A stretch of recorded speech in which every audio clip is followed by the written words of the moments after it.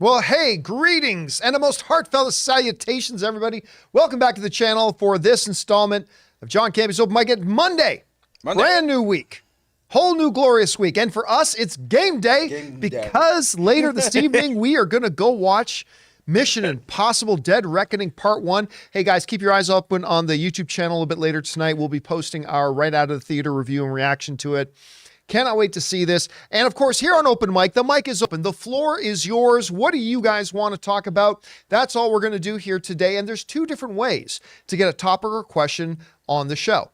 First way is if you're watching this show any of the other 23 hours during the day when we're not live, you can use our tip link at streamelements.com/JohnCampea/tip. Send on in your topic or question then. Or if you are watching live right now, you can use the super chat feature to send in a question or comment that way. And if your comment, topic, or question is, appropriate to be read on our show, we'll address it here on the show. I got Ray Ora's back there. Of course, Jonathan Voico is here. What's up? And you guys are here. So before we get into it, though, I just want to touch on this one interesting story that came out. Of course, we're just a little whiles away now. What is it?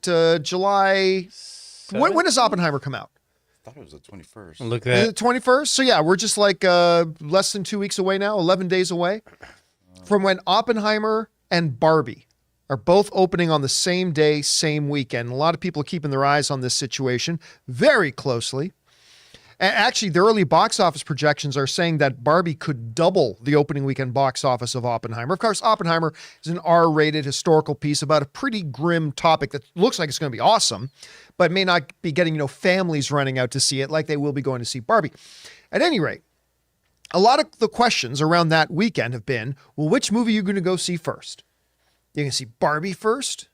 You're going to see Oppenheimer first? Well, according to a new story in Variety, AMC Theaters is reporting that over 20,000 members of A-List have already booked tickets for both movies on the same day. Again, this comes to us from Variety, who writes the following. In the battle of the bomb versus the bombshell, why not both? Plenty of moviegoers are making the decision to watch Christopher Nolan's atomic drama Oppenheimer and Greta Gerwig's colorful romp Barbie on the same day when the two tentpoles hit theaters on July 21st. With 2 weeks to go until the big day, AMC Theaters, the world's largest cinema chain, is reporting that more than 20,000 AMC Stub members have purchased tickets to see Barbie and Oppenheimer on the same day. And, of course, AMC Theaters is the one that's being run by Grand Admiral Fuckchuckles, Adam Aaron over there. But if you're a member of A-List, you can book up to 3 movies a week, every week, all month. Great name, by the way. AMC, what, AMC A-List? Oh, yeah. Oh, Grand Admiral Fuckchuckles, Yeah. yes. AMC CEO Grand Admiral Fuckchuckles over there. Anyway. You can book multiple movies. I love AMC List. The only reason I still go to AMC Theaters is that A-List is fabulous. But anyway, over 20,000 of just AMC A-List members have already booked double features. That's not counting other regular AMC goers, and it's not counting any of the other movie theater chains. And over 20,000 A-List members, and I'll guarantee you, by the time we get to like 1 or 2 days before that weekend, that number is going to triple. There's a lot of people planning on going to see both movies opening day, and I will probably be one of them. I'm excited to see both of these. I cannot wait. So I'm going to take a quick consensus in the room here. Ray, so you're going to see both these movies, but if it was just up to you, talking about which one you're more excited to see, which of these two movies you're going to go watch first, Oppenheimer or Barbie? I think I'm going to reverse what I've been saying. I'm going to watch Barbie first and then Oppenheimer. Just because it's just the way I feel. I got to get Barbie out of the way. I got to get Barbie out of the way. I don't want to sound like I'm trying to get rid of it. I'm excited to see the movie, but I just want to see that movie first because I feel Oppenheimer, like it's going to be a complex thing. So And it feels like a Best Picture contender. I mean, both of them might be. Well, yeah. Well, we did a story earlier today on we talked about it on the podcast, and we did a video of it earlier today. That, the first reactions for Barbie have come out, and at least 3 of the reactions that we read are saying this is the best movie of the year. That's why that's another reason why I chose Barbie to first? watch Barbie first. Jonathan, what about you? If you had choice, which one of these two you're going to go see first? Oppenheimer. Any particular reason? Well, one, I love historical dramas, Right. and I love Chris Nolan's films, so I'm going to give that the lead.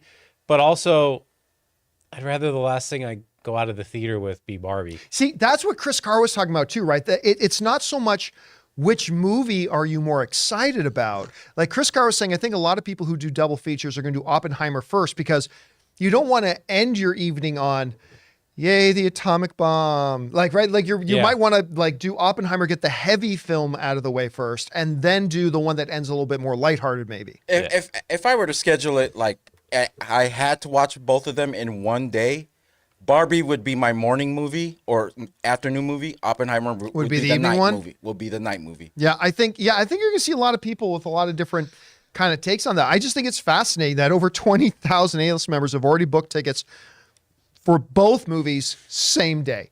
And again, like I said, I think right before the weekend, that number's going to more than triple. I think a lot of people are going to double header these movies. Anyway, what do you guys think about that? Maybe we'll have some of you guys write in. We'll talk about that a little bit more. Okay. With that down and out of the way, let's get on to some of the questions that you guys have sent in, because that's what we are here to do on Open Mic. So, Jonathan, what do we got up first? All right, we're going to start with Super Chats. You want to know why? Why? Because I forgot to make the images. So we'll do Super Chats, and then we can make a break. I'll do that real quick, and then we'll come back. And maybe there'll be more Super Chats. All right. Exactly. What do we got first? So first up, we got Bobby Jackson, one of two. Hi, John. I read the reason Greta Gerwig wanted to direct the Narnia films is because there aren't enough women directing big blockbuster films. He goes on to say, do you think the early positive buzz from Barbie will give people more confidence she will do a good job when the Narnia movies come? I think you're crazy if you don't think she's going to do a good job with Narnia films. Yeah. She's got 3 Oscar nominations as a filmmaker. She's going to do a good job. All right. But I think that's an idiotic reason, though, because number one, this movie isn't even going to be in theaters. Number two, it's not a big blockbuster film. Ain't a lot of people lining up and screaming to see a new Narnia film. And by the way, I'm a fan of the Narnia books, but there ain't nobody really lining up to go see them. So say, because there's not enough female directors doing big blockbuster films. Well, this ain't one of them big blockbuster films. And by not choosing to do one of those big blockbuster films instead, you're just guaranteeing we're still going to have even fewer female filmmakers making. Because listen, if Barbie opens close to $100 million, because that's what Box Office Pro is saying is the upper limit. So it might come in around 85, 90, 95, could be as high as $100 million. So it's going to be somewhere in that range, right? But this movie opens to 90 or $100 million. Greta Gerwig, already 3-time Academy Award nominated filmmaker, she's going to be able to write her own, sign her own check. When they negotiate with directors, are they given the budget too that they're willing to get? Oh yeah. That's all part. Like a director won't sign on unless they know what their budget is. So maybe this budget is like doesn't matter. But no one cares. Yeah, but I don't care if they give people might care. I don't care if they give the Narnia films $1 billion budget each.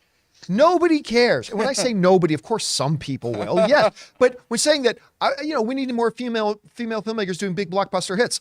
This is being dumped on Netflix, so nobody cares. And it's a Narnia film, and there's not a huge audience out there for a Narnia film. And so, I mean, and she could have done almost, if Barbie's a hit, and Barbie will be a hit. I'm not saying it's going to be $1 billion film. No, don't be ridiculous. But it's going to be a hit. She could have written her own check. She would have had a long list of films that would probably be available to her to go along with all of her Oscar nominations, have a big Barbie hit. She probably would have had a lot of options. I gotta believe. She's not going to have the same options that Christopher Nolan or Denis Villeneuve will, but I gotta believe there would be at least 5 potential films that would be offered to her that are bigger than a Netflix dumped Narnia film. I gotta believe that. And again, you're talking to somebody who loves the writings of C.S. Lewis. I grew up reading C.S. Lewis. I've read C.S. Lewis that some of you don't even know exists. But nobody's interested in these movies. She'll get eyes back on the property for sure. Okay, look, that I agree with. There will be more attention given to a Narnia film with a Greta Gerwig directed thing coming, especially when you're going to be able to advertise. If Barbie makes $500 million plus at the box office overall, they're going to be plastered from the filmmaker of Barbie, Academy Award nominated Greta Gerwig. Absolutely, there will. All right, what's next? All right, now we can do some some of these old tips here. Paul writes, fun fact about waiting. The kid Ryan Reynolds mentors, Mitch, who doesn't get to talk, went to direct Game Night and D&D. Oh, is that one? Because he's got a partner. The two of them did D&D and Game Night. Wrote Spider-Man Homecoming and The Flash. John Francis Daly would love another Reynolds Daly collab. He got a start on Freaks and Geeks, actually. Really? Yeah. It's crazy how many people got their start in that little show, Freaks and Geeks. By the way, I got to rewatch that. I got to rewatch Dungeons and Dragons again. Dungeons and Dragons. First of all, Francis Daly and his partner, I keep forgetting what his directing, something Goldstein? Something like that. Goldstein or something? But those two guys have done Game Night, which I think is a wonderful comedy. Like really, really highly underrated comedy. If you have not seen Game Night, go look it up. Watch it this week sometime. And his Dungeons and Dragons movie was fantastic. Flopped terribly. Terribly flopped. But it was great. An absolutely great movie. You got to check out both those films. All right, what's next? Next up, we got Audie, Hash It Out, writes, Yo, Gru, questions regarding the RDJ being in DC during Gap 4 filming. What if he was there to film a post-credit scene? Something like an AI version of Iron Man firing up to speak with Ironheart. Could be a way to build hype and would just be a quick cameo. I don't see why you'd put that in a Captain America 4, though. I just don't see how an Iron Man like Tony Stark talking to Ironheart has any place in a Captain America 4. And also, usually you don't shoot your post-credit scenes during principal photography of when the main film's being shot. So, I mean, listen, I'm not going to say it's not possible. Of course it's possible. That's definitely a possibility. It would seem like a real waste, though. Like, if you can get Robert Downey Jr. for a day, you really want to do him just reciting a recorded message to Ironheart? I mean, I guess if you're going to try to give some push to Ironheart, which I'd be lying to you if I told you I was excited for it. But if you could, maybe using Robert Downey Jr. to do that. I mean, hell, it worked well for Spider-Man. So maybe, I doubt it, but it's possible. All right, what's next? Okay, Jay Bling writes, John, I know in the past you've said that your primary concern for comedies is whether you laugh or not. Yep. And not so much why. But critic Jackson Murphy said he found Joyride unfunny, partly because he felt it objectifies men and targets white people. Combine that with a... Okay, I'm just going to stop right there. Whoever that is, he's a fucking moron. Salacious move. He's a fucking idiot. So I've never even heard of this guy, but he's just a moron. Let's move on.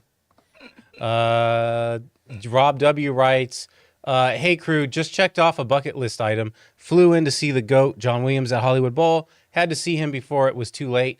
It was so incredible. Did y'all get a chance to see him last weekend? Thanks for bringing all the filthy. Yeah,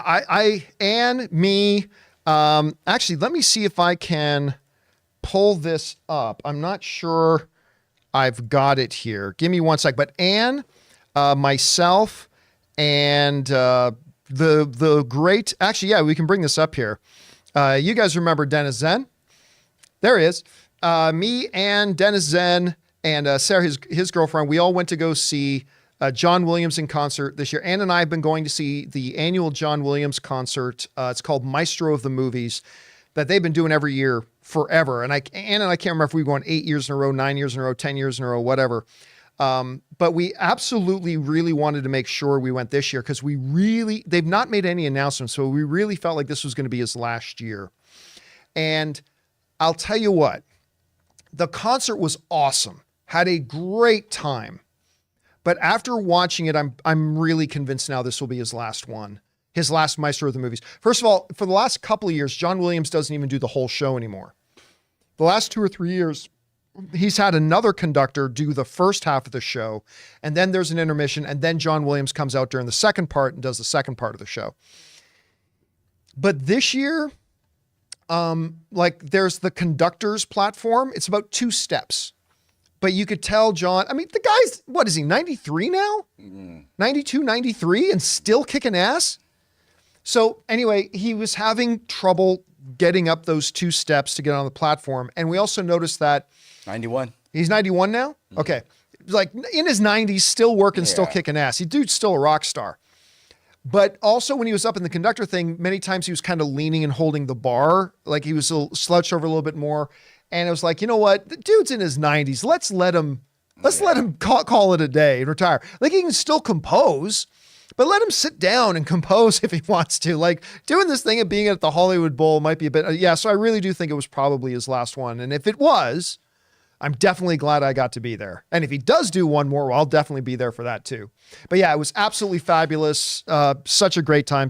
One of my favorite things that I've ever got to do in LA is going to see the great John Williams in concert. All right, guys, listen, we've got obviously a lot more questions to get to, but before we do, we're going to take our quick first break here and thank a couple of the sponsors of this episode, our friends at MasterClass and Birddogs.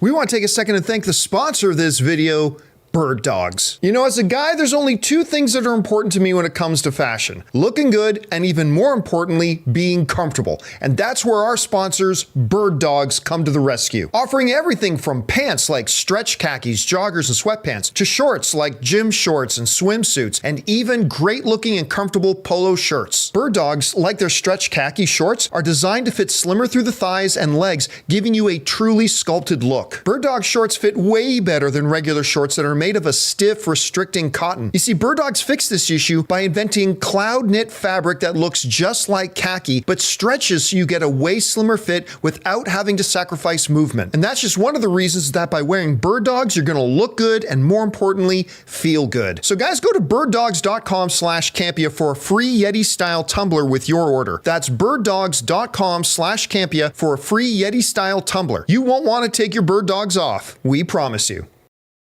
We want to take a moment and thank the sponsor of this video, MasterClass. Guys, you know, as a small business owner, I am finding myself having to be in negotiations all the time, whether it's with new contractors, vendors, or even agencies that represent our company. Now, I don't like to go into these negotiations unarmed, so I found the perfect class on MasterClass, The Art of Negotiation by Chris Voss, a real-life former FBI lead hostage negotiator. Taking this class on MasterClass made me feel a lot more equipped and confident going into all these various negotiations I have to do on a regular basis. With MasterClass, you can learn from the best to become your best anytime, anywhere, and at your own pace. An annual membership starts at just $10 a month, and you get unlimited access to every instructor, thousands of online lessons, exclusive content, insight, and much more. There are over 180 classes to pick from, everything from filmmaking with Martin Scorsese all the way to cooking with the great Gordon Ramsay. In MasterClass, you will find practical lessons that you can apply to your life and work. So guys, get unlimited access to every class, and right now, as a John Campea Show listener, you can get 15% off when you go to masterclass.com/Campea. That's masterclass.com/Campea for 15% off an annual membership. masterclass.com/Campea. And thank you to our friends and sponsors at Birddog and MasterClass for sponsoring this episode. All right, guys, let's get back to it here. Jonathan, what's up next? Anonymous writes, "Hi, John. I just watched Bradley Cooper as A Star is Born, and I loved it so much. Anyways, seeing Sam Elliott made me think that he would have been great to be cast as Ross in the MCU instead of Ford and reprise his role from 2003. He still got sass." He was in... No, he was like, okay, yeah, he was in the first Hulk movie with... that's right. With Bana, Eric Bana. Yeah. And he was really good in it. But that wasn't MCU though. That's the thing. That was a different thing altogether. And you know what, this Ross is a little bit different. And considering he was now like, what was he, the Secretary of State? Is that what Ross became? Yeah. Anyway, I think Harrison Ford. Robert Redford was in the other MCU movie. I think Harrison Ford was probably the right pick. Now, again, we got to see the movie and see how it plays out.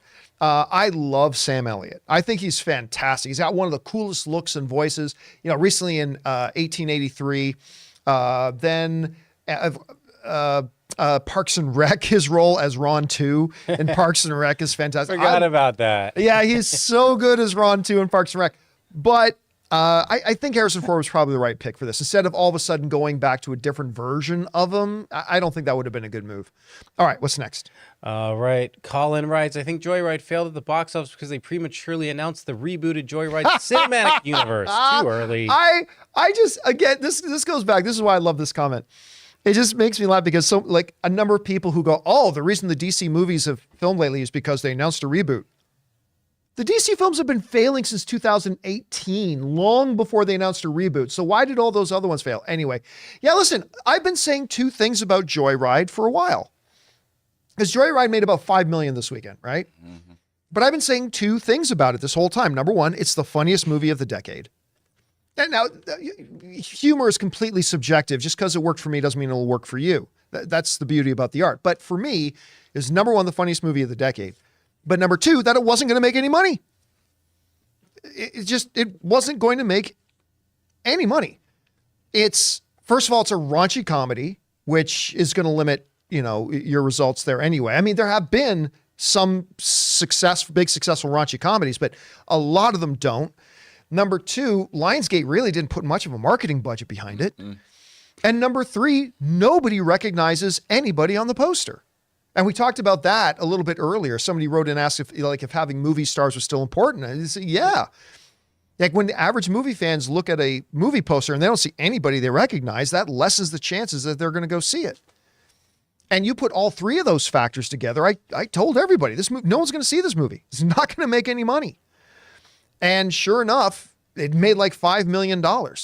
And that sucks. And that's unfortunate because this movie deserved to be an $80 million opening weekend movie. This could be like Office Space, where that movie flopped. And then later on, it just became this cult classic. And now everybody yeah. knows, I'm going to need you to come on in this weekend. Like everybody knows Office And I think Space. that was in theaters for like 2 weeks. Now, I'm not saying, I don't think Joyride is going to hit the cult classic status that Office Space had. But I certainly hope more and more people discover it because it's a damn funny movie, but I told you it wasn't going to make any money. So I'm not really surprised by the box office results. All right, what's next? Sarah writes, hi, John, Chris, Ray, and Jonathan. My husband and I are so excited to see Into the Spider-Verse in concert in October. It's one of our favorite movies. Will you be seeing it when it comes to LA in November? I saw the Batman like that. I didn't know they were doing it with Spider-Verse. The last movie in concert I went to go see was Black Panther at the Hollywood Bowl. Actually, Ann and I took Rob and Elizabeth. And it was magnificent. And actually, Ann and I are going to go back and see Return of the Jedi in concert, being conducted, by the way, by David Newman, who has been the opening conductor for John Williams for the last bunch of years. And it's really funny because David Newman's dad, Alfred Newman, not to be confused with the lead character of Mad Magazine. Yeah, Alfred E. Newman. Yeah, Alfred E. Newman. But Alfred Newman was John Williams' mentor. And now John Williams is mentoring, like basically kind of spiritually mentoring Alfred Newman's son. Anyway, David Newman's going to be conducting that, and he does a lot of conducting with John Williams. So that's going to be great. But I did not know about this one. Coming in November, I'll tell you what, I'm going to keep my, yes, I will go in November to see it if it actually happens here. All right, what's next? Abraham writes, just finished watching an early screening of Mission Impossible, Dead Reckoning. Movie was absolutely great. Pom Clemente and Haley Atwell are outstanding, very deserving of all its praise. Although the runtime is nearly 3 hours, it never feels so. You know, that's one of the big, again, Ray. Last we checked, the critic rating of Mission Impossible Dead Reckoning sits at 98%. And one of the big things that a lot of the critics are pointing out is that you never feel the runtime. You never feel the runtime. And it is like clocks in at close to 3 hours. And everybody's saying it just flies by. Like I said, Ray and I are going to go see it tonight. We will do our out of the theater reaction to it later. So stoked for this thing. I really do hope it even 75% lives up to its hype. Do we know if the other ones are streaming like on Paramount Plus? I saw. Wait, that's a good question. I don't know where you can find them. Because I want to go from. It would make sense to be on Paramount. Yeah, I want to go Ghost Protocol up. Just because I can't remember a lot of this details. I mean, it depends because remember, Paramount Plus didn't launch all that long ago. Yeah. And so they were probably living on other streaming services under certain licenses. So CJ Rebirth says they are. Okay. They are there. Okay, yeah. good for them. I opened a streaming app this past weekend, and then I saw like a whole bunch of them in a row, but I forgot which one. So it was probably Paramount. All right, what's next? Steven C20 writes, how will Gunn approach the whole Clark Kent secret identity thing?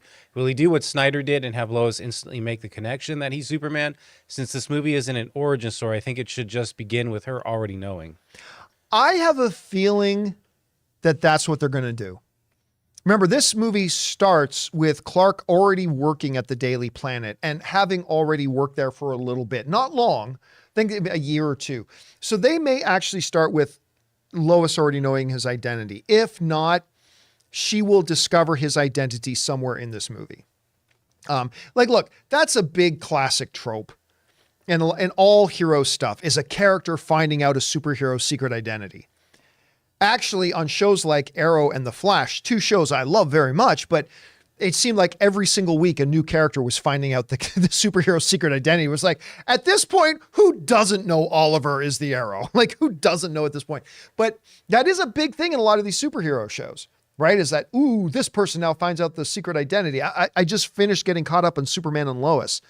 And even that, they spread it out. Maybe 2 or 3 characters every season would find out who Superman was actually Clark Kent. But I think there's a good chance they will start the movie with her already knowing, but if they're saying it's early in his career, it might be one of the plot points that maybe by the end of the film, Lois finds out who he is.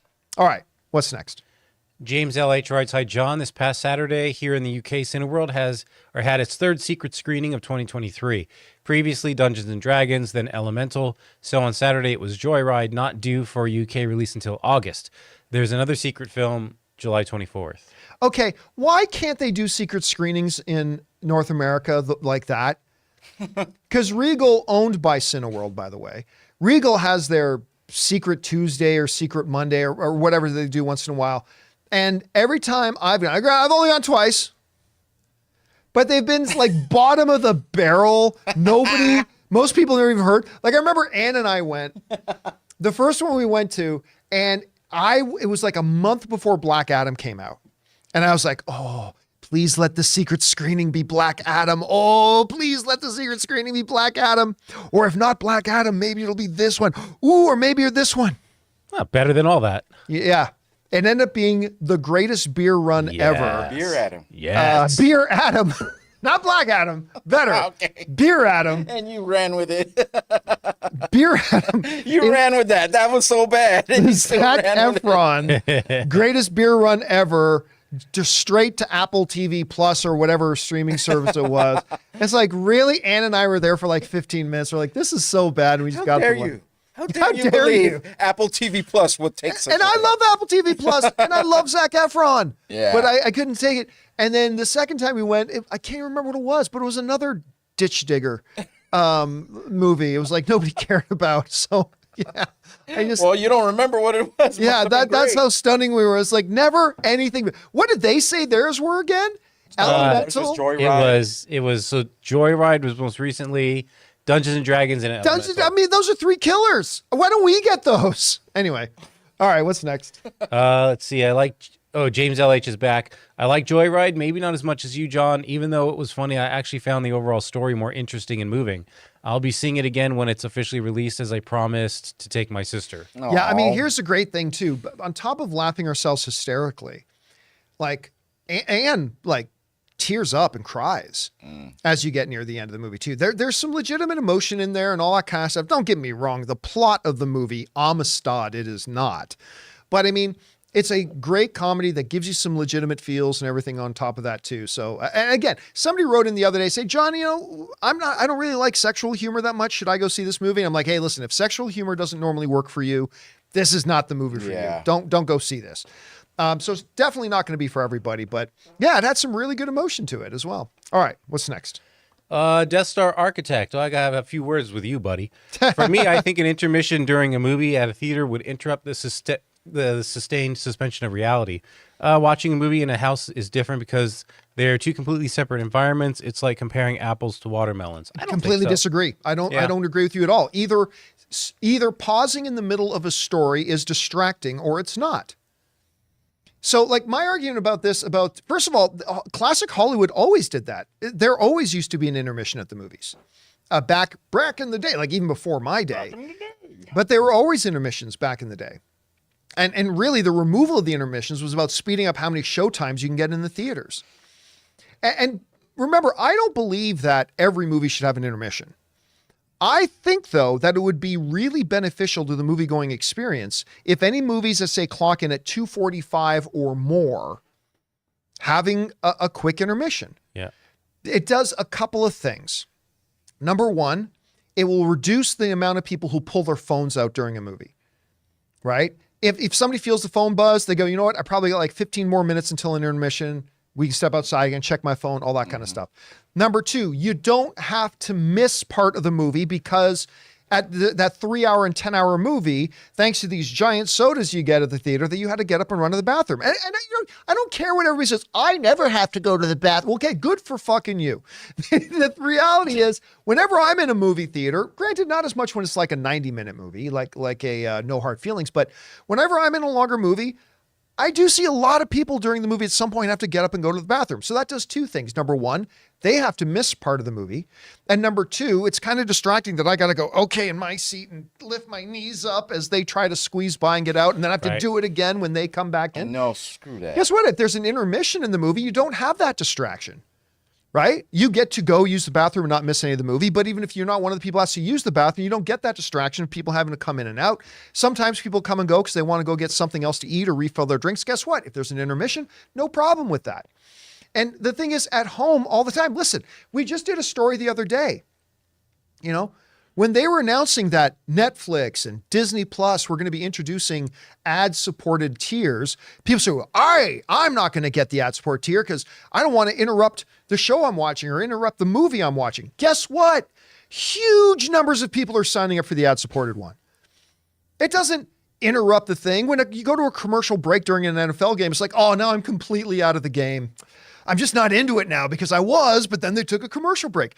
The human mind is a little bit stronger than that. The human mind is a little bit stronger than that. So yeah, I completely reject this notion that if you paused in a really long movie, and again, I'm not saying every movie, I'm saying ones that are particularly long, 2:45 and higher.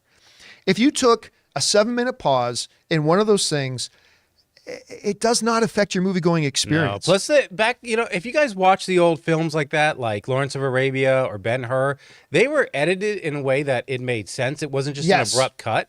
And you had this interlude with like this beautiful score in between. Remember Tarantino did that with Hateful Eight, too. So, I mean, they make it in a way where it's like, it works. It's not just an abrupt ending and then, here's Nicole Kidman to talk for a little more. You know what I mean? And on top of that, I've never heard one person. I'm not saying it's never happened. I'm not saying it's never happened. I'm just saying I have never heard one person say, well, the movie got ruined for me because I had to go to the bathroom. Yeah. No. If it's a good movie, it's a good movie. Unfortunately, they had to miss about a minute and a half of it. But, so I disagree. And they are not two different things. You're engaged in a story, whether you're watching the screen on a movie screen or on your television screen, and there's going to be a pause. In a TV show, you have 7 of those pauses for commercial breaks. In a movie, 1 pause gets rid of people pulling out their phones, gets rid of people coming in and out in front of you to run to the bathroom or go get concession stands. It cuts all that out. I just think the benefits of that way outnumber the negatives. Way outnumbers the negatives. So I think it would be, look, I also compare it to this. I remember when I was on my holy crusade back in the movie blog days of really, really pushing that North American theater should have pre-assigned seating, because we were the only country in the world that didn't have it. Like all the other countries of the world had, hey, when you go buy your tickets, you can pick your movie seat. You can pick your seat. And unlike us who were living in the dark ages, where you just had to rush in like cattle and hope that you get a good seat. And I remember we were talking about that, and there were so many people. No one will admit it today. But whenever I brought up the fact that we in North America need to start having pre-assigned seating, there were so many people that write in, no, that ruins everything. I want to have the freedom to decide where I want to go. It's like, well, then you got to show up to the theater an hour early to stand in line or sit on some concrete, blah, blah. And now that we have pre-assigned seating, everybody loves it. Nobody complains about it. It's the greatest thing. And I think if they reinstituted intermissions for really long movies, I think the same thing would happen. I think people would be going, how did we not do this before? Anyway, that just is kind of my thoughts on it. All right, what's next? Wild Horse of the North writes, watching lightsaber battles in Star Wars movies is always a fun experience for me. My favorite ones occur in the prequels. There is something magical about lightsaber confrontations.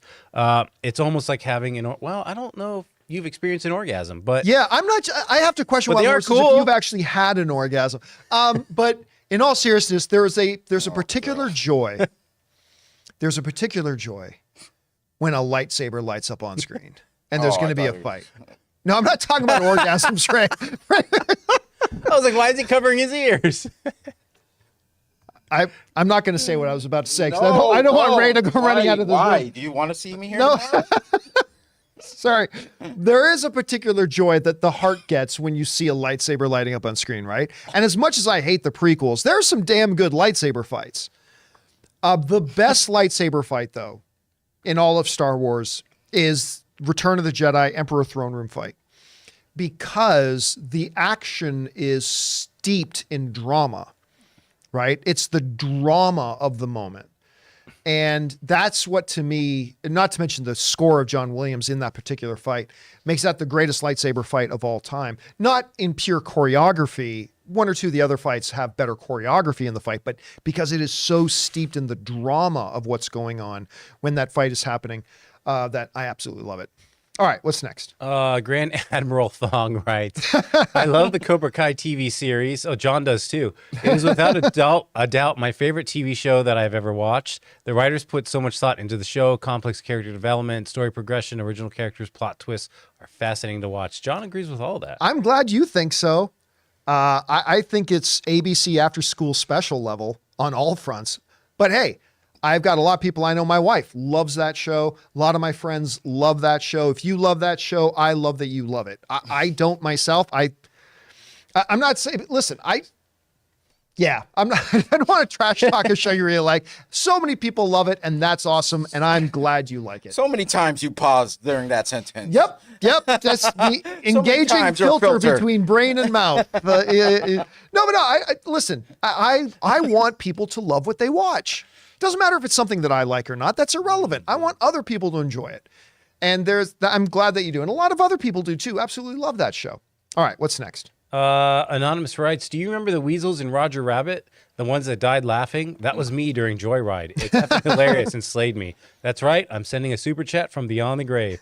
Woo. I don't know if that's a woo or a scary woo. You didn't do a spooky voice, did you, Jonathan? No, I did not. I died laughing. It's... Now, why did that sound more like a drunk Dracula? Yeah. Anyway, no, seriously, there are at least 3 or 4 moments in Joyride that I didn't just laugh, like I nearly choked laughing kind of moments. Rob mentioned when he was on the show on Wednesday, a particular tattoo scene that it's like I just about spit out what was in my mouth when it happened. It's woo, if the humor hits you, if you're the type of person that the humor style of this movie hits you the right way, it's going to kill you. It's going to kill you. It's so damn funny. All right, what's next? Hey, we got Jay Bling who writes, the material design of Wolverine's suit is visibly practical enough in a live action setting that I think it could be his final suit. Frankly, the material doesn't seem too far off from Deadpool's suit. I'm still wondering if we'll see his cowl though. We talked about this a little bit earlier today. Like I have always said that comic accurate yellow spandex never going to work. And it wouldn't. Now, then when the picture popped up today, it's yellow, but it's more of the body armor tactical. I think you pointed it out, Jonathan, as being most like a tactical suit. Yeah. Right. And it, especially when you pulled up that more zoomed in image, you could see there was more of like the body armor tactical suit kind of thing. Right. That worked. I mean, that looked good. I've always said you cannot do the yellow spandex. Yeah. You just can't do that. That would never work. If you look closely at that image, so where Deadpool's belt connects, it makes the Deadpool face, and where Wolverine's belt connects, it makes like a little Wolverine image. That tells me I didn't even notice that. Yeah, that tells me right there that Deadpool created this for him. He's like, I'm so excited, man. I got a suit for you. You got to wear it. Something like that. Yeah, but again, the nature of the suit, thank God it's not the spandex. The nature of the suit does look like something that could feasibly. I'm not a big fan of the bright yellow on a superhero costume. Well, there's nothing tactical about bright you kind of stand out wearing bright yellow. Also, there's a strong chance they're going to mention Wolverine Origins again, right? Oh, they have to. When they run into each other again? They have to. You got your mouth back or something like that. You can talk. There has to be a joke like that. Yeah, there has to. All right, what's next? Okay, we've got Sam Fisher. I watched Mance's 1982 Greatest Geek Year Ever. I really liked it. My only issue was the way the commercial breaks were inserted. It would cut off very abruptly. This was very clearly envisioned and made as a movie and not a limited TV series. Yeah, I mean, that's true. So Scott Mance, who was on our show recently, his new limited 4-part series, Greatest Geek Year Ever 1980. Which one? 82? 82. Greatest Geek Year Ever 1982 began airing on CW this week. Now, they made that film, or I just gave that away, but they made that as a movie, as a documentary. It just ended up being really long. And so they were trying to market it as a movie for a long time. And they decided to switch gears and kind of pitch it as a limited 4-part series. And I was talking to Scott, who was saying it actually really does work much better as a 4-part limited series. But yeah, they never made it with any commercial breaks in mind.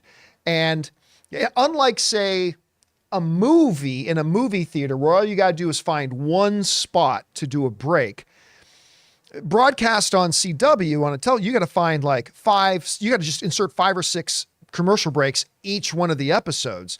And that becomes a little bit, so yeah, I can imagine there would be some oddly abrupt kind of commercial breaks, especially since it's very well timed that at 4 minutes and 21 seconds, a commercial break has to be added here and here and here and here. And it was never made like that. It was made as a movie. And instead of just trying to find one spot to do one break for a commercial, they had to do 5 or 6 spots in it. I can understand why it would come off like that. All right, what's next? Sam Fisher is back. You said that you've been binging Suits. I'm telling you, John, you have to watch Psych. It's even more referential than Suits and infinitely quotable. They wrote the show by basically saying, which 80s classic can we turn into a murder in around? Yeah, I've had a lot of people tell me I should watch Suits. I've had a lot of people tell me I should watch Psych. Suits appeals to me a little bit more because it's a lawyer show. And having worked in law, that's very appealing to me. And yeah, the number of movie references in every episode is great, but at some point, I will try out Psych at some point. All right, what's next? Okay, we've got, got to pull this down here. Just J Newbie writes, Hugh Jackman can do no wrong. He can sing, dance, act. There's probably a million other things the dude can do. So yes, I believe he can kick some ass as Wolverine or in Wolverine's yellow outfit while making it look good. I just hope it doesn't tarnish Logan at all. I think so. Listen, even if this is the worst movie of all time, which is not going to be, but even if this movie is the absolute worst movie of all time, it doesn't tarnish Logan. No. Logan is still there. You can load up Logan anytime, go watch it, boom, it's still there in all of its greatness and glory. And listen, I've said before, Hugh Jackman, I believe, is the single greatest entertainer in the world. I don't think you can find anyone on the planet who has his combination of ability to act, sing, and dance, right? And you say, well, Justin Timberlake. Okay, yeah, but Justin Timberlake's nowhere near the actor that Hugh Jackman is. Mm-hmm. Hugh Jackman is closer to being as good of a singer as Justin Timberlake than Justin Timberlake is to Hugh Jackman being an actor. He can do Broadway. He can do heavy drama. He can do comic book movies. He is the purest form of an entertainer in the world when you try to put all those 3 facets of it together. I think he's the absolute best in the world. Man, just go. If you guys have not seen Greatest Showman, watch Greatest Showman. It's so do a double header. If you want a great Hugh Jackman double header, go watch Logan and The Greatest Showman. 2 completely different movies, but both that will just make you fall in love with Hugh Jackman, man. All right, what's next? All right, now we can switch over to Supers. Okay. CJ Rebirth writes, saw MI7 yesterday, loved it. One of my favorite films this year, and I love the chemistry between Ethan and Haley Atwell. Also loved Pom Clementif in it. I've been hearing a lot of people say there was really good chemistry with Haley Atwell and Tom Cruise. And while I've loved the female leads in the other Mission Impossible, I've never felt that they've actually had a really great chemistry, stuff like that. I'm not talking romantic. I'm just talking great on-screen chemistry. But everybody's saying that this is really good. You know what? I think part of that probably is because they actually did the stunts together. I mean, they were going through some, like they did there's a TV spot where they said that car where they're handcuffed together, they were actually doing that stunt together. Tom was driving the car while she was handcuffed to him. So I don't believe that. No, it actually said on a TV spot. Did they? Maybe there were moments of it, because I can't see that the studio. There's some people who trust Tom Cruise, I could see. Tom is what I'm saying. Yeah, but I mean, I would look, as much as I trust Tom, I would 10 times more trust a professional driver who actually does that for a living. I don't know how. I'm not saying it's not true. I'm just saying I have a hard time believing, because if I'm Haley Atwell's representative, I'm not saying, no, you're not actually going to be in a car doing big stunts. Like you put somebody, I don't know. I don't know. Maybe they I'm did just something saying, crazy. maybe that's where their chemistry came from. Maybe she was Maybe down they to do bonded those over things. near-death Yeah. experiences. All right, guys, listen, we've got more to get to, but before we do, we're going to take one more quick break here as we thank another sponsor of today's video, my mobile service provider, Mint Mobile. We want to thank a sponsor of this video, Mint Mobile. From the gas pump to the grocery store, your utility bills and favorite streaming services, inflation is everywhere. Seriously, make it stop. Thankfully, there's one company out there that's giving you a much-needed break. It's Mint Mobile. As the first company to sell premium wireless service online only, Mint Mobile lets you order from home and save a ton with phone plans starting at just $15 a month. You guys know that ever since I switched to Mint Mobile, I've been saving almost 70% a month over my old phone plan. For people looking for extra savings this year, Mint Mobile offers premium wireless for just $15 a month. By going online only and eliminating the traditional cost of retail, Mint Mobile passes the significant savings on to you. All of their plans come with unlimited talk and text plus high-speed data delivered on the nation's largest 5G network. Use your own phone with any Mint Mobile plan and keep your same phone number along with all your existing contacts. Switch to Mint Mobile and get premium wireless service starting at just $15 a month.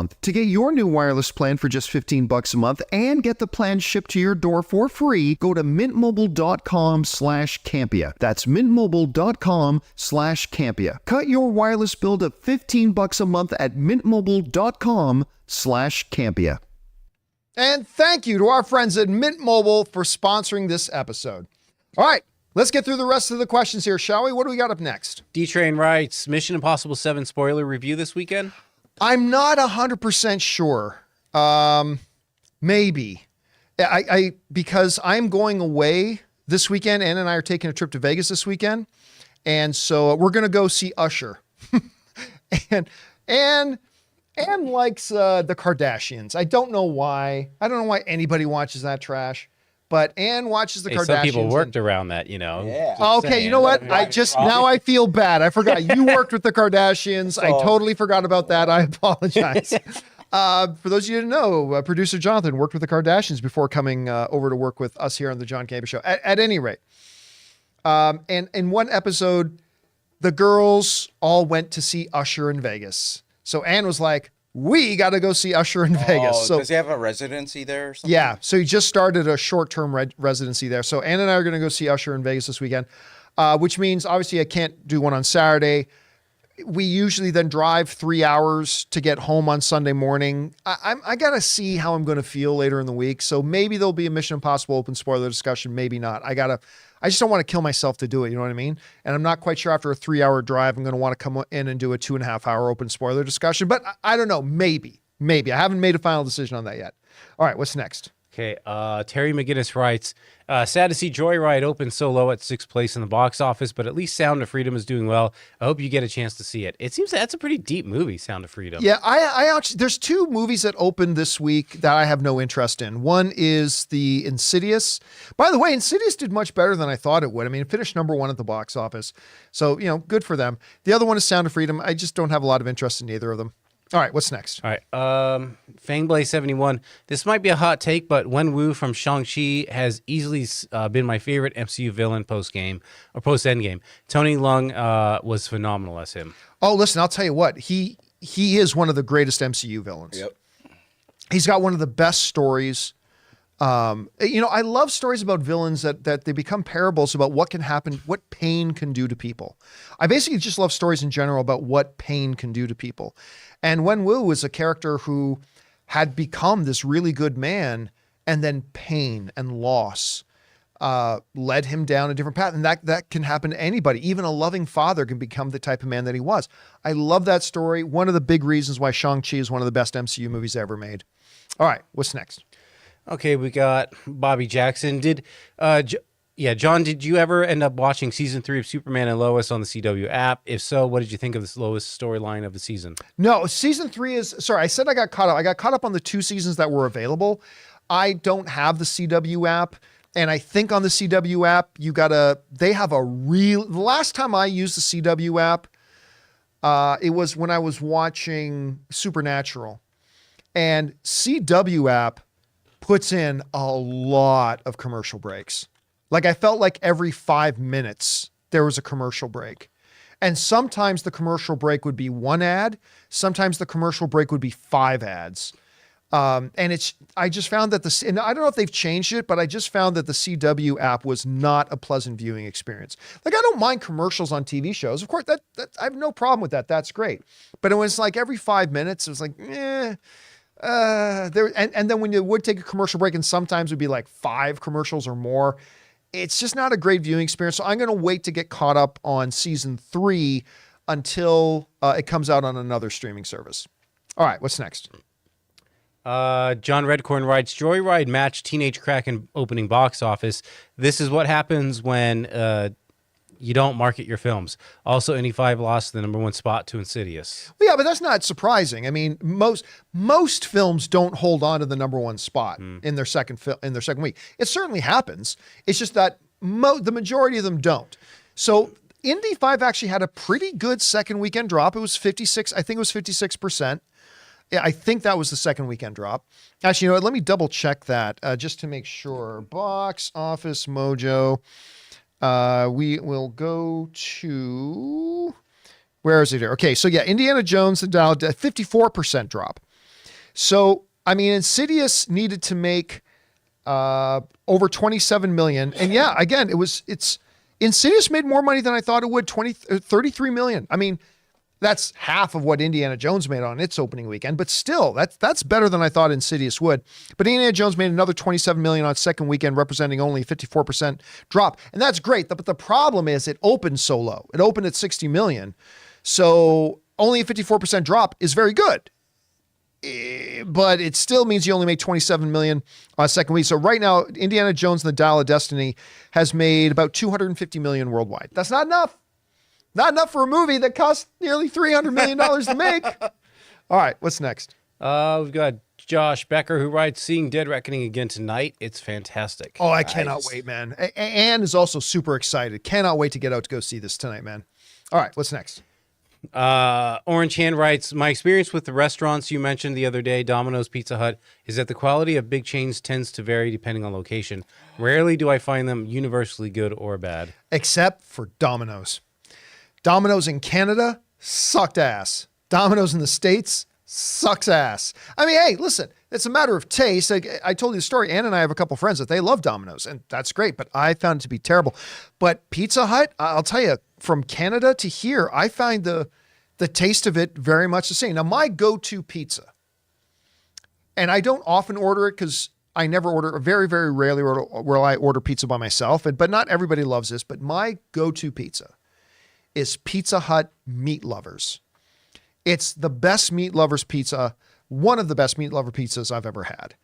And I personally find, again, maybe it's different in Ohio than it is to California, but from Canada to here, I found the consistency to be pretty consistent. I mean, that's Ray, you got a favorite pizza? You got a favorite pizza you like? I'm glad someone brought this up. So on Friday, I went to go pick up the Pizza Hut New Yorker, the Big XL New Yorker. Right. First time ever. That thing is amazing. I picked my own toppings. I just got extra cheese and then like a sausage and bacon, whatever. But that thing is so good because it's thin, it's really thin. The only thing it doesn't have is it doesn't have the buttery crust that Pizza Hut usually has. But yeah, and I also ran into some TMNT Mutant Mayhem frozen pizzas. Shout out to Real Sweaty Nerd for giving me that the drop on that. So I went and got some of those. So yeah. All right, what's next? We've got Fame Blaze, who writes, just watched all the Mission Impossible movies, liked them all except for 2. Yeah, that's common. But Ghost Protocol and Fallout are easily the best in my opinion. I think I may agree. Ghost and Fallout. Yeah. So Fallout was the one before this. Yeah, Fallout was the most recent one with Henry Cavill in it. I think I agree.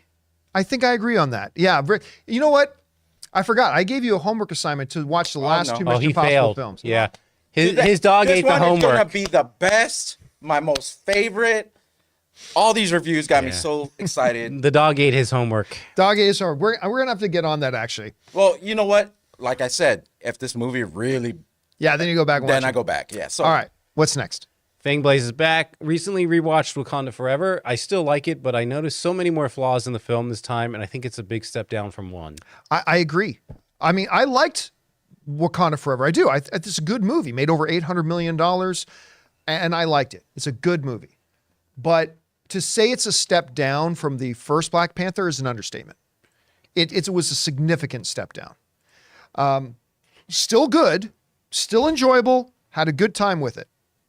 But I think part of the problem is, and this is just me speculating, and you guys know how I feel about this. They should have recast the role of T'Challa. T'Challa was just too important of a character to write out after the first movie. I think the thing to honor Chadwick Boseman would have been to recast and have somebody take the baton from him to carry on the race. That's just me. Everybody's got different opinions about that, and I respect that. And I understand and I respect the fact that, Ryan Coogler and the people at Marvel, they wanted to honor Chadwick Boseman. They wanted to respect the memory of Chadwick Boseman. And again, they think they had a different way of looking at what the best way to honor Chadwick Boseman was than I did. But I understand that in their hearts, they were trying to do their best to honor and respect Chadwick Boseman. I think the more respectful, the more honorable way would have been to recast the role and carry on what he was doing with that character. That being said, because they backed themselves into a corner about, well, T'Challa can't be in this movie, they now had to suddenly rewrite their entire story and rewrite what they were going to do based around the fact that T'Challa wasn't there anymore. And I think it made for a more jarring, less cohesive, less smooth story that was still very good with some terrific performances and some terrific moments. But again, just not as good as the original. Not as good as that first one. All right, what's next?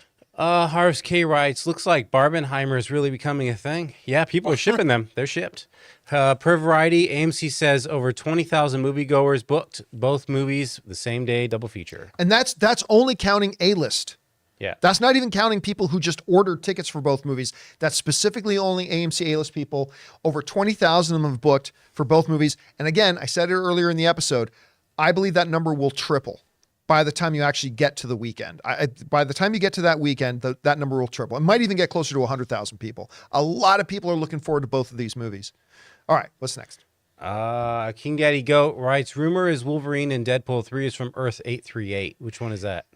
Who cares? I mean, there's so many rumors about Deadpool 3. I mean, so it's almost irrelevant. Doesn't matter. All right, what's next? John Redicorn writes, what makes more, Napoleon Flower Moon or Oppenheimer? Oh, man. Either I would say Oppenheimer, but maybe Napoleon. I think don't know. Napoleon. It depends on if people come out for this. Yeah. I mean, I don't think Killers of the Flower Moon is going to make a lot of money. Ops. I mean, I think Killer of the Flower Moon is going to be awesome. Yeah. But I don't think it's going to make a lot of money. I agree. Oppenheimer, they're projecting it's going to make less than 50 million opening weekend, but there's something about that Napoleon There's just trailer, so man. much. I know, but there's so much hype around Oppenheimer, even with younger audiences. I couldn't believe it. Like younger, I'm talking like teenagers, early 20s. They're like hyped for this movie. Well, you know me, I'm beyond myself excited for Oppenheimer, and I think the trailers are good. I think the Napoleon trailer puts it to shame, though. I think the Napoleon trailer is the best out of, listen, Killers of the Flower Moon, fantastic trailer. Oppenheimer, fantastic trailers. But I think that Napoleon one tops them all. Mm-hmm. And I think it's going More to action, have for sure. wider appeal. Yeah. I think it's going to have wider appeal than, I'm not saying it's going to be the better of the movies. I'm just saying I think it might have wider appeal and maybe make more money than those ones. All right, what's next? Bobby Jackson writes, will you be at SDCC next week? And if so, will there be informal meetup somewhere? No, I don't have any plans to go to San Diego. When is Comic-Con? July 10th through... No, because today's the 10th. No, sorry. It is... This is my Napoleon right here. Napoleon. He said it's next week. So it's 20 to 23. So that The 20th is... to the 23rd. So that is next weekend. Yeah. No, I'm going to be in Vegas. It's crazy, man.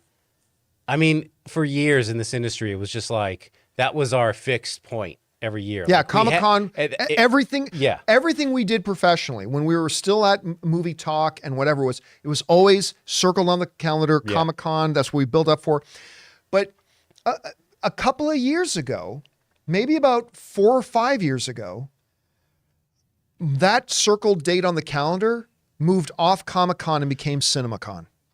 CinemaCon became the bigger date for me.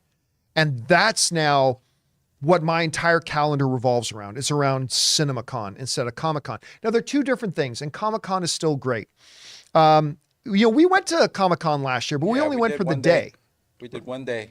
Yeah, Now we went don't for- even know what date it is. Yeah, we went for one day. This year, we were thinking about maybe going for one day again, maybe on the Sunday. Yeah. But has to be Sunday. with nothing going on there and the fact that we decided to go to Vegas that weekend, Usher, we're going to go see Usher. Probably not. I mean, I suppose there's Yeah. a thin chance we may decide to drive right from Vegas to San Diego. You could. Maybe. I mean, But even then, we were only there for like 3 hours last year, right? We went for about 3 hours, checked out the convention floor, went and had lunch. Love eating lunch in downtown San Diego in the gas lamp. if I were to go, I wouldn't even care about going on the floor or getting a ticket. I would just go to be in the kind of the mayhem, Listen, outside. That has always been my favorite part of Comic-Con. Has not been, I very rarely ever went into Hall H. I mean, I think other than when I was moderating a panel in Hall H, I'd only gone into Hall H maybe one other time. And sometimes go onto the convention floor, but now that we got Frank and Sons over here, Yeah. that's like the Comic-Con floor. You have that. And I mean, if you're a diehard in comic collecting, I mean, I love comic collecting. I'd rather go to the Pasadena comic. Go to the Long Beach Comic-Con Long is Beach, really yeah. good, all that kind of stuff. But the thing I loved about going to San Diego Comic-Con was just hanging out in the gas lamp, being surrounded by 100,000 other people who are having a great time. They saved all year to go. They're there. So many people are in cosplay. There's something good for the soul about being around that many people who are happy. That's one of the reasons I love going to big sporting events, is because being with a crowd of 20,000 people who are cheering and high-fiving strangers and all that kind of stuff, there's something good for the soul. But again, as that for the immune circle system. date on the calendar for me moved to CinemaCon, it just became less and less. And especially this year with DC's not going, Marvel's not going, Netflix isn't going, HBO isn't going. You know, it's tough to get kind of psyched up for it. Yeah. We should go to Hall H. We should do our thing at Hall H. Yeah, only 'cause- wanna go to 'cause Hall this H year, for- Hall H is like some Saturday morning cartoon show. Well, Hall H and this year. He wants to go to Hall H because the TMNT panel. Oh, there you go. Yeah. Yeah.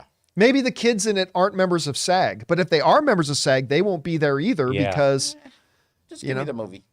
Just you know give what's me the funny? movie. Like even Seth Rogen, if SAG goes on strike in 2 days, which is starting to look more and more likely, then even Seth Rogen can't go. Like nobody from TMNT can actually be there and be a part of that panel. All right, Bring what's the next? footage, baby. Well, you guys have fun at SDCC, whoever's going. All right, John Redcorn writes, if there is a live action Miles Morales and or Gwen Stacy, would you want Shamik Moore and Haley Steinfeld to continue playing them or get new actors? Here's the thing, Shamik Moore, while he does a great job doing the voice of Miles, he looks like he's 45 years old. Yeah. I mean, so like when he comes out on stage at CinemaCon, because him and Haley Steinfeld, first of all, Haley Steinfeld can play anything she wants. But he comes out there, it's like, woo, is that the voice of Miles' dad? Nope, that's Miles. Yeah. And he's got a great voice for the movies, but I don't think he could be the live He's action age guy. 28, but yeah, he does. He's look older. 28, yeah, He cannot be cool- Miles in a live action He thing. could make a cool Prowler. I could see him as maybe a Prowler, Yeah. but that's got to be Childish Gambino, man. That's true. All right, what's All next? right, Chef Rigo. Jeff Rigo! John, I hate to say this, but I actually love seeing trailers before the movie, like at least 6 or 7. Well, okay. Have no idea why. It adds to my experience. Yeah, but what about 8 or 9 or 10 or 11? As a part, I think I might have mentioned yes, this before. yes. Like, I love trailers. I made a documentary about trailers, but in my documentary, there's a point in my documentary, Movie Trailers, A Love Story, available on Amazon now. There was, I think it was Variety's report. Jonathan, you might remember this. Did a study about how many trailers the audience wants to see. Mm-hmm. And it was like 0 to 3, 4 to 6, 7 to 8, and then like 9 plus. 9 plus, which is what AMC normally runs, it was less than 1%. And yet, The number one response from audience members was 0 to 3. That's how many audiences want to see, 0 to 3. ArcLight had a great trailer before the ArcLight, which is the theaters, the mainstream theater that Quentin Tarantino would go to, they had a rule: 3 trailers and the movie. That's it. 3 perfect. Yeah, but you know, the head of Paramount, I've told the story before, at CinemaCon last year, the head of Paramount pleaded to the movie theater owners there, play less trailers because the audience doesn't even remember what trailers they watched. After you get to like your 7th trailer, the audience doesn't even remember which trailers played. So if you don't even remember the trailers you watch, what's the advantage of it? What's the point of it? And you're ruining people's experiences. You tell people a movie starts at 7, but you don't start it till 7:30. What the hell is that? Anyway, I'm not going to go off on my regular rant. But again, surveys have found that the vast majority of average movie-going audiences want to see 0 to 3 trailers. That's what the majority. Now, I'm sure there's some that would want to watch an hour of trailers. Cool. I'm just saying the vast majority in the studies have shown 0 to 3 is what audiences want. All right, what's next? Raymond Verada writes, where has concert etiquette gone? BB Rexha being hit by a phone. Oh, God, I saw that. Yeah. And Harry Styles getting hit in the eye by Skittles. I'm glad John Williams is retiring. I can't imagine a phone flying at him. Well, no. I mean, Oh, no, I don't. That's not the kind of concert. Different people- situation. Oh, he would that person would get, They'd get arrested. and they would probably get beat. You know, was it Roadhouse? Was it Roadhouse? I think it was the first time I saw like a band playing in a bar, but they had to have the stage of the band completely surrounded in a cage. Well, I mean, they also made fun of that in like Blues Brothers. Yeah. Oh, yeah, that was in there too, right? Yeah. I mean, I just don't know. You know, here's the really sucky thing, but it's true in a lot of life. One fucking idiot can ruin things for everybody, right? One moron. So everybody's at a concert having a great time. I saw that video. I'll admit, I've never heard of this girl before, but I saw that video, the girl performing on stage, and some idiot threw something up on stage, hit her in the face, busted her open, concert had to be over. It's a phone, which means like they're going to know who did it. It's your phone. Was it a phone that It was a cell phone. Who would throw their phone at somebody? Maybe they like had this moment like, I'll throw it and she'll take a picture with my phone. and it's just, That's what people do, or they'll And have the it video just recording. pegged her. So then they if they pick it up mid song, they could be like that, and then that's your memory right there. But come on, man. You would Stupid. never, but why would idiot. you think you would ever get that phone back if you throwing it on yeah. stage? And they chucked it. Who's So going to it's give it just like, back to you? I'm taking it at a ball peen hammer and smashing it, then finding the person that threw it and smashing them. Just don't finish the concert, call that person out, and just walk away. But That person gets the heat from the whole arena. But that's the thing. Let's say I don't know how many people are at this girl's concert. Let's say 1,000 people. I'm just picking a number out of my ass. You just ruined the day for 1,000 people. They don't care. They were 1,000 people were there to watch a show, and all of a sudden you just cut their show short. You hurt that poor girl, and now it makes everybody on. It's just like after Will Smith went on stage, right? Comedians everywhere. Remember after the Will Smith thing at the Oscars, he stopped. Comedians everywhere were like, "I'm totally scared now to go and perform at a place." It's some Will Smith just normalized people going. If you don't like a joke a comedian tells, people can just walk up on stage and try to attack you. I mean, and if I was a musical performer today, I'd be like terrified of going out on a stage now because I just don't know what the answer is. But you just got to remember, it was one idiot, right? Anyway. All right, what's next? Baby Boy writes, hey, John and crew, remember a while back you gave us some ideas of who you would like to see if another Face-Off movie was done. What would you think about Bryce Dallas Howard and Jessica Chastain? The two that are Sure. yeah. I'm all for it. Do a female version of Face Off with those two? What is Oh, that? yeah. What's that other girl from that was in the office that we always confuse with Lois from Batman versus Superman? Is Isla Fisher? Isla Fisher. Isla She was Fisher, in The and then Office. the other girl. I don't remember her in The Amy Office. Adams. She was in The Office. Yeah. She was in, I think, season 1 of The I Office. think I mixed them two up. Yeah, Isla Fisher, Isla Fisher and Amy Adams? Yeah. I can see that. They're both great. I mean, Amy Adams is like a 6-time Academy Award nominated actress. She's next level. I've always liked Isla Fisher. Isla Fisher was in Wedding Crashers. Yes, loved her in Wedding Crashers. She was great in that. All right, what's next? Jamie Sundays writes, yo, Ray, what you think of the Lakers offseason signings? Austin Reeves, for sure, gonna be our third man this year. Hot take. I got him being our leading scorer this year, average 22.5. I don't know what PPG is. And Braun Points per average, game. 19.5.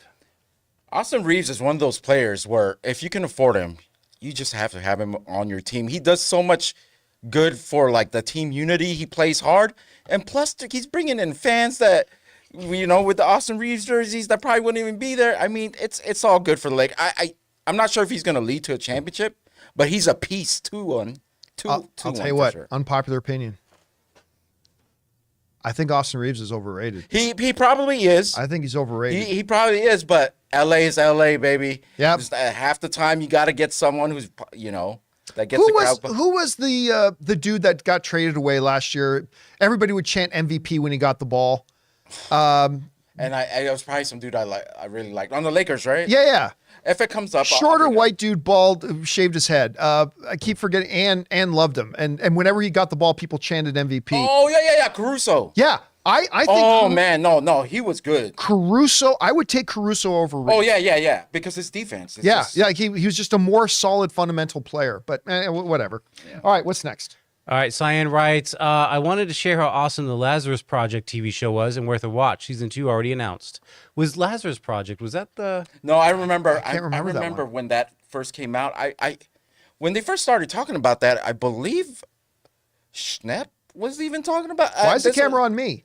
I'm talking. If it's the same Lazarus Project, it was either Schnepp or... It's not, that was 2022, so... that sounds so familiar. So yeah, I doubt this is the same one Schnepp would have been. This like came out 5 a year years ago. So no, not as a show, but when the idea first came up, when they were actually planning a Lazarus something. There have been a lot of things called Lazarus somethings, though. Right. I'm not even familiar with what this show is, to be honest with you. Based on a book, so I'm not sure. All right, what's next? Abraham writes, hey, crew, saw an early screening of Mission Impossible Dead Reckoning. It was amazing. Spoiler alert, it had better car action in Rome than Fast X. Well, look, they showed us a good 12, 15 minute long, the Rome car. They showed us the whole Rome car chase scene at CinemaCon this year, and it was fantastic. Absolutely fantastic. Can't wait to see it again. All right, what's next? Clayton writes, let me give you a little space here. Over under 50%, Deadpool wears red so enemies don't see him bleed. Odds of a joke about pissing himself while Wolverine wears yellow. I could see him like razzing him. I could totally see that. Although it would be, it's a done joke. Maybe they will like, do we really do that joke again? Because you already made, I wear red so bad guys don't see me bleed. I know why you wore brown pants. They already did that joke. That's right, they did do that. Yeah, they already did that joke. So Yeah. I don't know if they'll go back to that joke. So I'll go, not impossible, but I'll go under 50% on that. All right, what's next? Aaron Mansfield writes, Wonka trailer out tomorrow at noon. Excited? Tell you what, I love Timothy Chalamet, and I think it's being directed by the guy who directed Paddington 1 and 2. Ray, can you double check that for me? Okay. But I think the guy who directed Paddington 1 or 2, which are both fucking brilliant movies. Paul King. So it is Paul King. So, but I was intrigued by the movie, not terribly interested, and then they did the presentation at CinemaCon.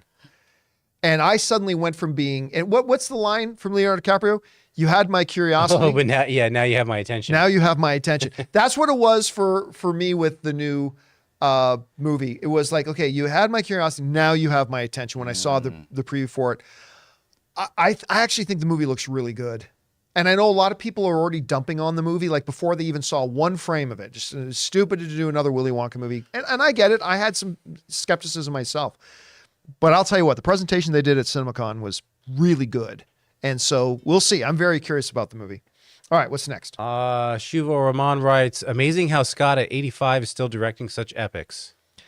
It is crazy. I mean, how old is Clint Eastwood? It's just, when you look at Ridley Scott and Clint Eastwood are both still rocking it, right? They're both still going. And it's funny because like 93. How old is Clint? 93. So he's still going.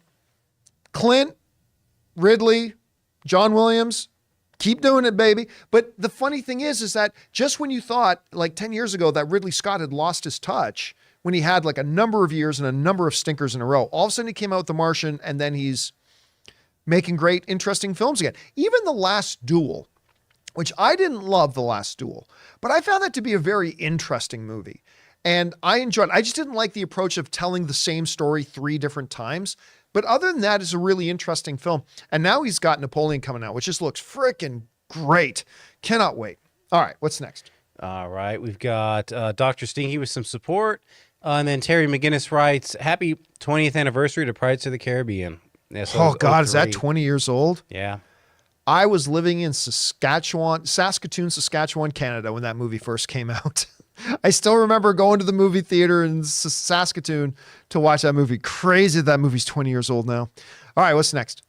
All right. Hosea XCI writes, how about UFC 290, though? Is that the one that just happened? Yep.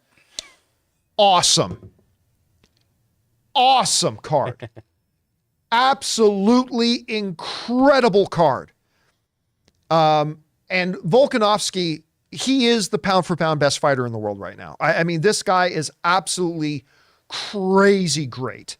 Absolutely. Like he's now ripping through everybody in his division. I just don't know what's left for him to do there. He hasn't lost a fight since 2015 before he ever came into the UFC.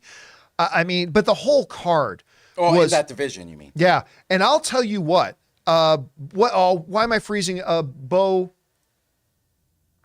Oh, why am I freezing on the fighter's name? Anyway, he was the first fight on the main card. Anybody in the live chat remember what's the dude's name? Bo Nickel. Thank you, Angel IP. He won like in 38 seconds. Bo Nickel is a problem. We watched his UFC debut. He's a 3-time national wrestling champion, right? And we watched his first fight earlier this year where he just got in there and wrapped himself around a dude and took him out so quick first round. We're like, this kid's a problem. Then he comes into this UFC and everyone's like, okay, he's immediately going to try to take the guy down. No. Just knock the dude out in 38 seconds or something like that in the first round. Just went out there straight out, knocked him out. I'm like, if this dude can also knock people out, he's going to be a problem. Like, and I'm very, very excited to watch, but yeah, great card. All right, what's next? Seconds from Disaster with a 1 of 2. What's up, guys? Tomorrow I turn 38, and these past 5 years have been the best years of my life. I got a great career. Me and my girl bought a house, Nice. had 2 kids, and I just patented a fixture I created to safely bag up venomous snakes, and now I'm looking for licensing deals or a buyout. It's never too late for a fresh start. I was in my 30s when I decided to go back to school and study law. And then it was years after that I started or like a year or two after that I started my online career with the movie blog. I was in my 30s when I started my online career at the movie blog. It is never too late to start something new, to change directions, to all that kind of, never too late to do any of that stuff at all. So good on you, man. That's awesome. All right, what's next? All right. Hosea's back and writes, Dan Hooker, great. Izzy was cringe. Poor Reaper. Guessing that has to do- Izzy was disgusting, actually. I love watching Stylebender fight, but that post-fight thing that he did was just utterly classless. Yeah, Dan Hooker, man. First round of that fight, it looked like it was going to be a bad night for him, man, but he hung in there and it was, yeah, man, good win for him. He needed that win. He's tough as they come. It was a great fight. All right, what's next? Angel IP writes, SAG might be going on strike this week. How will this affect the film industry and how long could it last? It shuts the film industry down. Nothing can happen. You can't shoot a movie without actors. And here's the thing. We said that it will be a while before we feel the effects of the writer's strike. The effects of, at least on the industry itself, if the actors go on strike, is instant. If they go on strike tomorrow night at midnight, it's not a good situation for the industry. They got to get this cleared up. So there's still a chance that between now and tomorrow night at midnight, that they can come to a deal. Things were looking good, like they were going to reach a deal, right? Fran Drescher put out that video saying the negotiations are going great. And then the deadline came and they were making such good progress that the studios and the Actors Guild decided to put an extension on until the 12th. And it looked positive. It looked like, but now it does not look so positive. These guys could be going on strike in the next 36 hours or something like that. So, and it'll be really, really terrible for the industry. And was that all of them? That's it. And guys, that'll do it for today's installment of Open Mic. Thank you so much for being here and making this little show part of your day. Big special thank you to all you guys who sent in the tip questions and the super chats. Number one, because you gave us great fun things to talk about. But number two, you supported this channel as you did it. And all of us involved here at the channel, Thank you guys so very much for your support. Guys, don't forget that Open Mic is now on our main podcast feed. So if you go check out the John Campea Show podcast on your favorite podcasting app of choice, whether it's Apple Podcasts, Spotify, whatever your favorite podcasting app is, you will get the John Campea Show podcast and you will get Open Mic in podcast form as well. Make sure you guys go and subscribe today. Hopefully this week will be our 7th week in a row that we break our record. We've gone 6 weeks in a row breaking a record for our biggest download podcast weeks ever in the history of us doing this. Hopefully you guys can help us break that record even more. I want to thank the guys in the studio with me here. Of course, Ray Ora's over there getting ready to go see Mission Impossible tonight. Jonathan Voico. See you guys. And most importantly, you guys have been here. Thanks so much, guys. Make sure you come back and join us again tomorrow. My name's John Campea, and until next time, my friends, bye-bye.